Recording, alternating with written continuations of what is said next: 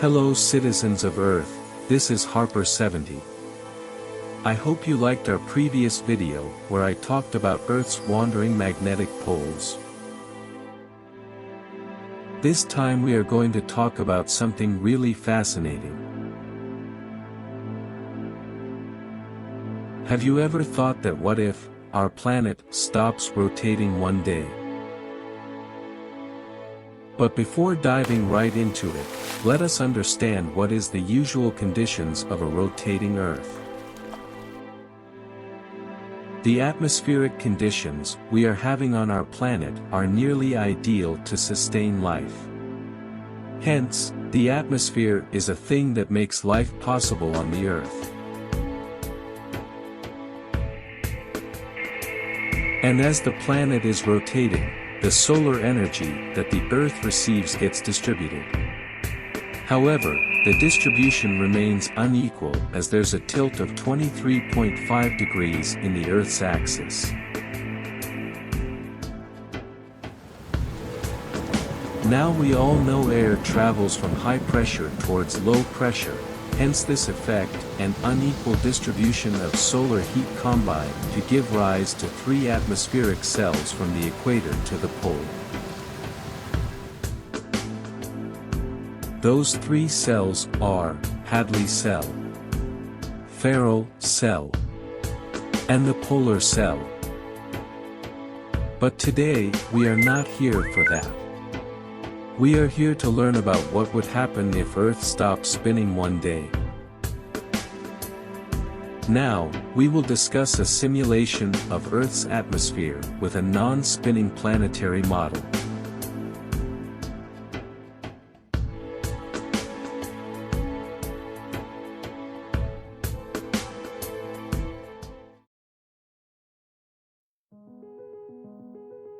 On the cosmic scale, Earth shows three kinds of motion: rotation on its axis, revolution around the Sun, and precession of its axis.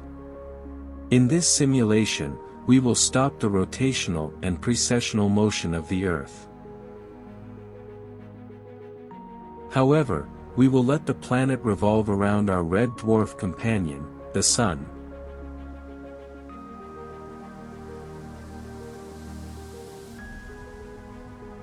Therefore, in these conditions, the Sun directly remains above the equator, and hence more radiation is absorbed by the equator than the poles.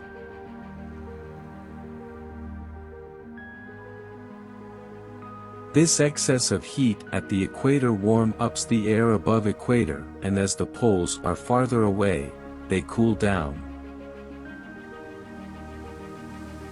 And as we know that warm air rises up, the air above the equator will rise up and will create a low pressure zone, and much precipitation will occur at the equator.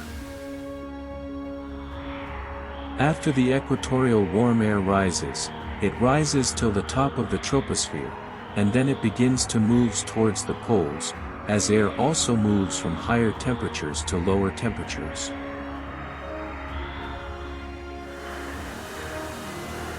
Now, equatorial air will travel the entire hemisphere and reach the poles.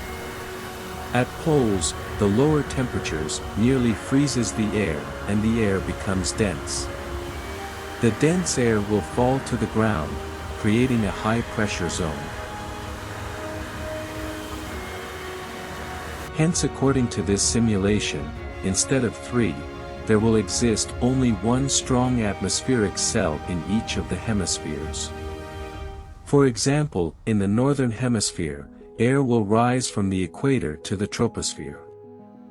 Then it will travel to the Arctic, where it will cool and come down, and then again travel back to the equator, and the circle continues. The same will happen in the southern counterpart, but in opposite direction.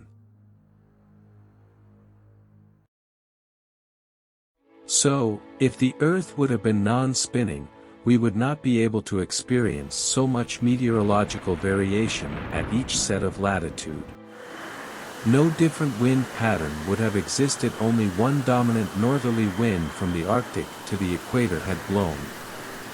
Which, in my view, isn't that exciting. I am glad about that 23.5-degree dip in the planetary axis.